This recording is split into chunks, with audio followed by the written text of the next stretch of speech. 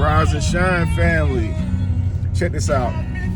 Lacee and I was just talking about cooking, right? And she was telling me that, like, in the past, if she like messed something up, like some type of meat or something she was cooking, some type of dish, she would normally throw it out. But see, like here, because I'm the better cook, I teach her a lot of things that I know, right? That I learned growing up. And sometimes something don't turn out right for me, and I'll turn it into a different style of dish. And she was like, I never seen anybody do that to you. It showed me something. And I was just gonna say, like, I think it's really amazing how when you start to do certain things, it teaches you so much more about life. You know what I mean? Like, sometimes, kings, if you tell your queen, like, or some woman that you're vetting or whatever, that you want her to cook for you, a lot of times what's stirring up in her is that let's see,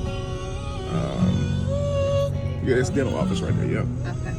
So sometimes, like, when you're telling her, I want you to cook for me, what happens is she's insecure with her ability to cook, and this is why it sounds like such a burden to her. And then you said, you're going to be cooking for me. And at this moment, you got to think she's not really invested with you. So a lot of times it's like, ain't nobody going to be having me doing nothing. But really, you're going to be cooking for the family, for our future family, and you're going to actually enjoy it. You see what I'm saying? Because once she starts practicing recipes, once she starts getting in the kitchen and dabbling, she's going to get in her zone, and she's actually going to enjoy it. It'll become like an art to her, right? It'll be a pleasure, like, just to take your time around preparing the food, just looking up recipes, thinking about what your next dish is going to be. And just thinking about the smile you're going to put on the person that you love face when you present to them the dish. You see what I'm saying? And it's like it actually becomes a joy. It's not like a submission thing, get in that kitchen and cook.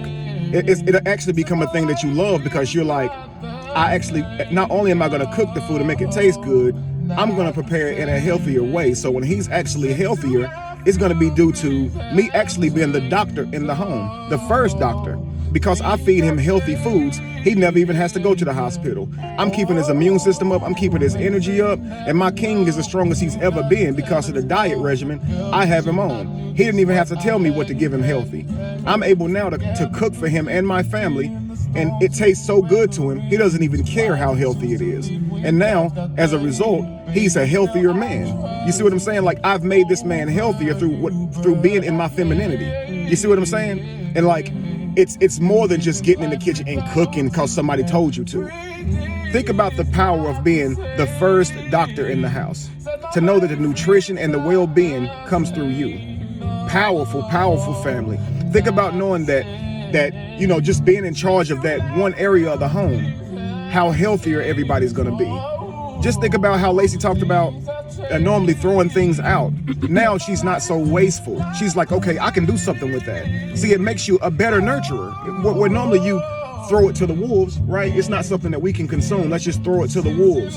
No, now I can still do something with that. I can still work with that. You see what I'm saying? And that's what a true artist does. They can still work with it. The potter doesn't throw the clay pot outside, okay? It remolds the clay pot. It starts from scratch with the same clay, family. Now, the clay pot may look totally different, but it's the same clay. You understand? It's like that meal may look totally different. It may not be what you intended to be, but at the end of it, it might be the best meal you ever prepared. Or it may be better than the meal that you had in mind. Never give up on what you're doing. Never give up on yourself, because that's essentially what's happening. You're not giving up on the meal equals you not giving up on yourself, right? Because you could have thrown it out and gave up on the meal and yourself. I can't cook that. I forget it. Right? But instead you improvised, became creative, and said, wait a second, I might have a whole gift now. This is a recipe nobody ever taught me. I was trying to make this, but this went wrong. And what I did is I added a pinch of this, and I did this and that, and then I did all of this, and then I deep fried it. I don't know. And it turned out, wow, and look at the look on his face. Look at the look on my children's face. And then when you taste it, you actually get to enjoy your growth. You get to enjoy your perseverance. You get to enjoy your consistency, your ability to push through. That taste that you taste, that's your reward. And you get to see everybody else happy and healthy. That is your reward. Beautiful, beautiful family. And they're going to be stronger on the other end because they ate your food. And good food make you smarter. Good food make you wiser. And it keep you healthy. Yes. Don't ever lose identity with your purpose. Okay? You have a superpower when you grasp it. Embrace it, family. Right. Peace. Bye. Rise and shine, family. So another little blog, man, a vlog. I just left the dentist, right? And I got some work I need done. And so normally what I would have done is just went and paid the fee, because I don't have insurance or anything like that, or didn't have dental insurance. And you know how we just make it work the best we can. So typically what I've been doing is just going inside of there and just paying them straight up to do the work. Well, this last time, you know, just working on my masculinity training, like I got myself and all of us other men doing, right? Planning is something that's very masculine. Strategizing is something that is very masculine. A lot of times what we do is we forsake strategy and planning and just go gung-ho straight after the kill, not realizing the reason that we're failing to catch our hunt is because we didn't plan, we didn't strategize, right? So take in mind, I had this appointment planned, and first it's going to cost me around $150 to have one tooth examined. Then it's going to cost me $300 to have them all examined. And so I thought about it and said, okay, I'm gonna call you right back. I said, let me go ahead and break down and get some dental insurance. These are the phone calls and things I don't like to make, right? So I go ahead and I get that dental insurance. It cost me $33 down, right? And then I make my appointment again. Now when I go in there, the appointment's the first one's covered 100%. So I didn't have to pay anything today. And then now I have an established plan to move forward with getting the rest of my work taken care of. And when she was showing me the amount that's marked off versus what I would have had to pay normally, it was just mind-blowing. So all of that happened because I took the time to just simply plan. Instead of just saying, I got the money, let me just go to the dentist and get it done. I said, no, let me go ahead and get the dental insurance and then go do that. Now I got more money in my pocket. I got a nice little dental insurance plan, and I'm getting the work I need done. A lot of times, man, just keep this in mind. He who fails to plan actually plans to fail. You see, so they would have cost me more money, which in turn would have cost me more time to get the same work done, you know? And if you can save money by planning, why not? If you can save time by learning the animal that you're hunting, why not? You see, like say if you're trying to hunt a deer, you have to understand the deer's abilities, right? Deers have a sense of sight that beats yours like 150 times. Deers can hear and smell like 500 times what we can do. So if you have cologne on or any type of deodorants, that deer can smell that. If you're walking through these ruffly leaves, it can hear that. So you have to not wear deodorant. You got to go out in your raw, right? You got to get up high and you got to sit still to look for that deer. Otherwise, you'll never catch a deer by walking around and smelling like you just came from Walmart. You understand? Or like you about to go out. So it's a whole different thing. To catch a turkey, you got to learn the turkey. It ain't so much of just being the best hunter you can be. You can work on your accuracy, your speed, your stamina. But if you don't understand the thing that you're hunting and plan for that, you're going to fail. You're setting yourself up for failure. You see what I'm saying? So you can be in your peak condition. If you don't know the abilities of what you're hunting, you're still in an uphill battle. So don't ever worry about how long it's taking you. It's more important to take the time to get yourself prepared than to just chase after whatever it is that you desire. You know what I mean? Just keep that in mind, family. I can see now the benefits of planning and strategizing, because I'm basking in the benefits. You know, now I'm walking in here and I'm paying less money, you know, and I'm planning my other appointments out, and it's all because I got that dental insurance plan. Normally I would have just said, okay, well, I'll reach back out when I got the bread for the next thing. And that would have taken me another couple months. Now I got like 2 or 3 appointments planned because I already know what my deductible is and when I'm going to max out. You see what I'm saying? So just keep that in mind, family. Just these small things that we can change to our life can actually help change your life. Just think about like when our credit is not good. We can have the same items that another person does that has good credit, and because we have bad credit, we're paying double what they are. So sometimes somebody has the same exact things as you, and because their credit is good, meaning they've shown discipline with the things they have, they're paying a whole lot less. It actually costs them less than you. It costs you double when you don't have discipline. Think about that, family. If you fix your credit, all those things that you have around you might cost less. So that car that you're paying $500 a month for, if you'd pay $250 for it if you had good credit, then essentially bad credit is costing you $250 a month. For having bad credit, that's $250 a month that you're paying for having bad credit. So take the time and fix that. That downtime will be good for you. It's okay. So quit buying things and adding on. Instead, repair who you are and you'll get everything you want. Peace. Yo, so check this out. Just left the this convenience store, and we walked in. This lady said, "How you doing?" And I said, "Listen, if you see this woman by my side, you don't even have to ask me how I'm doing. Trust me, I'm floating. It's all good over here, right?" And Lacee's blushing and laughing, and other people in the store are blushing and laughing, but the store clerk, she actually had like a smug look on her face, kind of like, I don't want to hit, like she didn't like it, you know. And I told Lacee, I said, see, some people, they're not vulnerable enough or healed enough to even receive that type of love. If the guy she's with or the guy she likes, if she has a guy try to compliment her in front of all those people, she would have probably gotten angry and said, "You're embarrassing me." All because he was proclaiming how she made him feel, you know. And you could just see the look on her face. It was just like, you know, like she wasn't like, I don't want to hear that shit, you know. Yeah. And Lacee was like, and this is a kicker. Lacee said, and that same woman will go home and be angry at her husband or boyfriend because he doesn't do those things. And she looked disgusted when she saw it. And I'm like, wow. See, a lot of times men be afraid to proclaim their love. So a lot of times women are not used to it. So when they see another man doing it, naturally what they feel is jealousy. It's never been done for them. They feel embarrassed for the girl because they're not used to that type of treatment.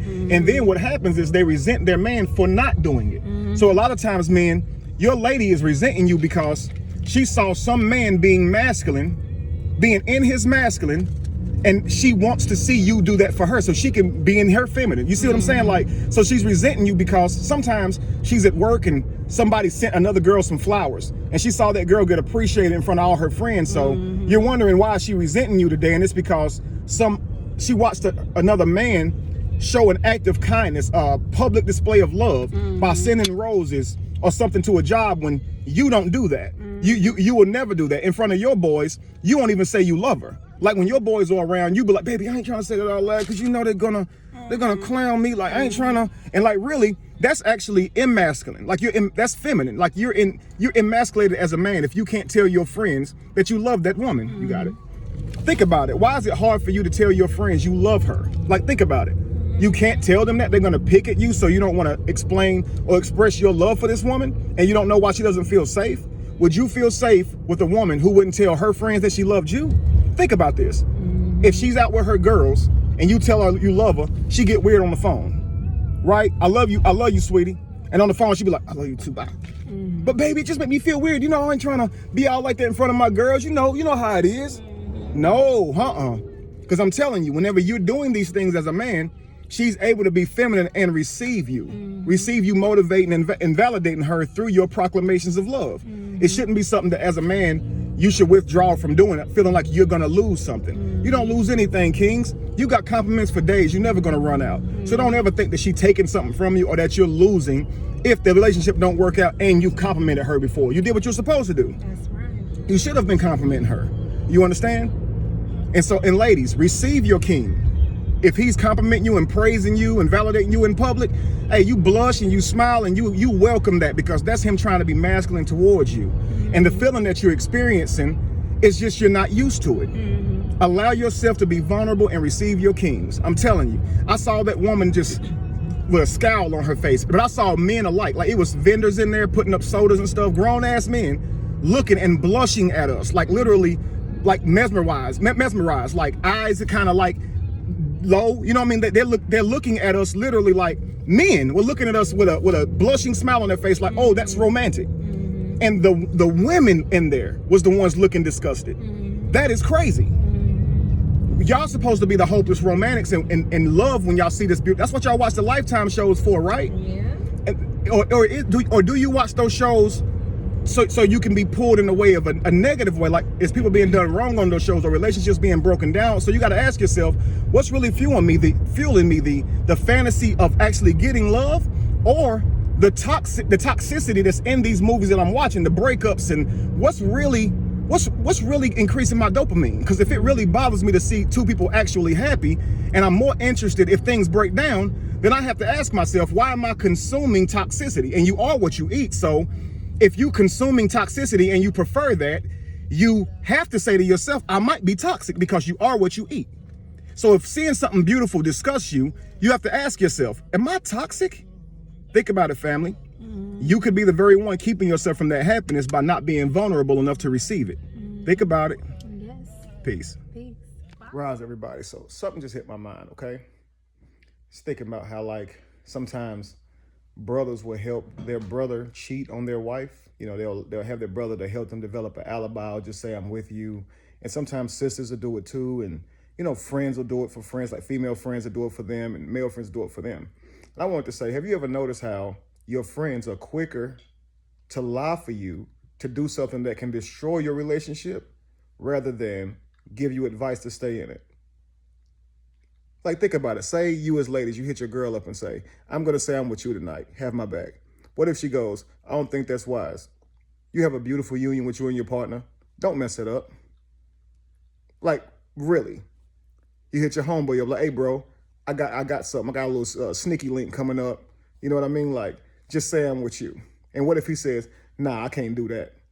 Man, I actually want to see you prosper in life. I don't want to see you keep self-sabotaging. You got something good going on right now. You really think you should be going off and trying to, you know, mess up your relationship further? You already, you know, going through things right now in your relationship, right? Why are our friends so quick to help us do things that can destroy our lives, but they're not so quick to offer things that can help us? Is it because they're afraid of losing us? Therefore, they don't tell us the truth. They don't tell us what can actually help us because they're afraid of losing us. So to keep you in their life, they'd rather let you do things to destroy yours. Well, I'd rather risk losing you in my life before I would contribute to you destroying your life. Because I want everyone around me to have a better life because I'm in your life. I want people to say, man, my life got better when I met him. So I'm not going to contribute to your self-sabotage. No, you can't say you with me. No, if you're going to do it, if you're going to go do it, tell your own lie, but don't put me in it. I'm not helping you destroy your family because I care too much about family and tribe. Right? Why would we help each other destroy each other's families? Ain't that crazy how we do that? Literally be out here lying for a whole nother person. That's wild. I feel like if they say it takes a tribe, right? Then why aren't your friends people who will tell you when you're doing something that can ruin your life? Why aren't your friends a bunch of people who will straighten you out? You make that phone call, hey, I'm about to drive drunk. Wouldn't your friend say, don't do that, that's not wise, give somebody your keys, let me send you a ride, right? They're not gonna say, okay, yeah, I got you, go ahead and drive drunk, you got it. I know you can do it, man, I trust you. Man, you drive better when you drunk. Man, trust me, you're gonna be good. No, right? So I'm about to step out, I got this girl I wanna holler at. Bro, have discipline. You don't know this girl, how long you known her? And you really about to just go out here and mess with this girl, but you got a whole lady at home that you say you love. You got children at home, man. Don't do that, right?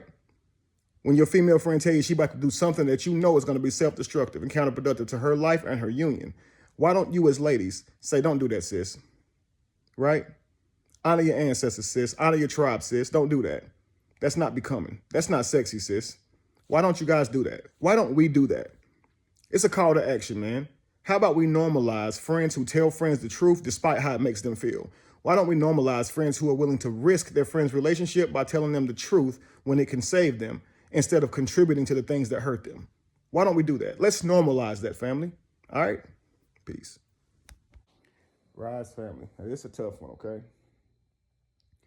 Thinking back to slavery, how they would take our children, strip them from our arms, and just sell them off, right?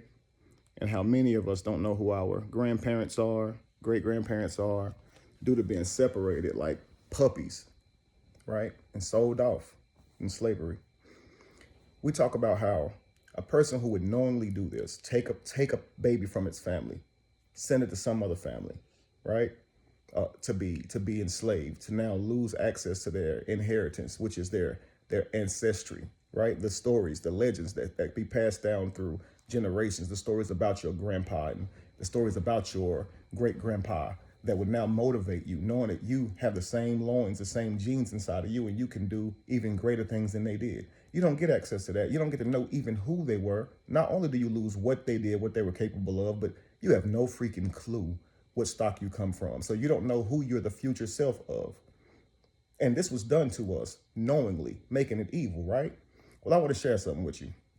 You know how we say ignorance is a bliss? Like it feels good when you don't know anything, right? So a lot of people waking up, they recognize that the more you learn about the world, the more facts that are revealed to you, the more you can sink into depression, because the knowledge of the world brings about this certain discomfort, right? And so ignorance is a bliss. When you think the world is perfect and you don't know all the problems that happen in the world, it's easy to be happy. But the more you learn about the chaos in the world, it's harder to be happy, right? So if you look at it like from that instance, it's like it almost good to be ignorant, because you can walk around with a, better state, a better feeling state, a better state feel, like a better feeling in your mind or whatever. But the African meaning, the African word for ignorance is ignorance is evil. Now that's deep, because I think that makes more sense. When you are unaware of the damage you cause, you would continue to cause that damage. And if the damage is still done, wouldn't that make you evil? Even if it's not intentful, right? If you step on an anthill and you're not paying attention, but then you step on one and you are paying attention and you intentionally crush those ants, you're still the same evil to the ants. The ants are still dead. The anthill is still crushed. The damage is still caused, right? What if I told you we, in our ignorance, do the same thing that the slave masters did to our ancestors? We take our children from their parents and send them off to somebody else. When we are married or when we're just single, not practicing discipline, we sleep with any and everybody just for a feeling. I want you guys to think about when you go like on a date, you're going to share information, you're going to laugh, you're going to tell jokes, and even all those dates, you don't remember their name, nor could you get in touch with them. Think about all the people that we meet in clubs. Hey, what you doing after this? Come through. You don't get to know them, probably don't even get the real name, and if you did get the real name, you wouldn't remember it. And now you swapped energies with them, you've gotten physical, and now you're on your way. You see a lot of times when these women find out that the two people they thought was their baby's daddy isn't, now they start to cry because they don't have a clue who it could be. They don't remember their names. Probably wouldn't know them if they bumped into them inside of a store. This is how much our undiscipline affects us. And now our children don't have access to who their future selves are. They will never get to know their actual parents. And that's heavy. And we're not doing this because we're trying to take people from their families. We're simply doing this because we want a feeling. We have no discipline. Instant gratification we're searching for. And we haven't taken any time to understand that in life, that physical act is to replicate yourself. It is. And we've lost sight of that. And we're looking at it, that act as carnal. It is a sacred act. And through us chasing our selfish desires, when our root chakra, we're chasing a physical feeling rather than being in our higher consciousness, okay? This is why we're doing this. We're chasing a feeling. If you understood how sacred you were, you would not do that, family. Do you understand? I encourage you guys, if you're going to live like that, start getting rightful information from people so you can reach out to them in case this happens. You see what I'm saying? Be aware of what you're doing. Start looking down. Like if you want to avoid stamping no ants, start looking down. Understand that just how you move could be causing chaos for somebody else. And they might not be in your line of vision, but you still could be causing chaos for them. Watch where you step in, family. Be more intentional. All right? Peace. Peace.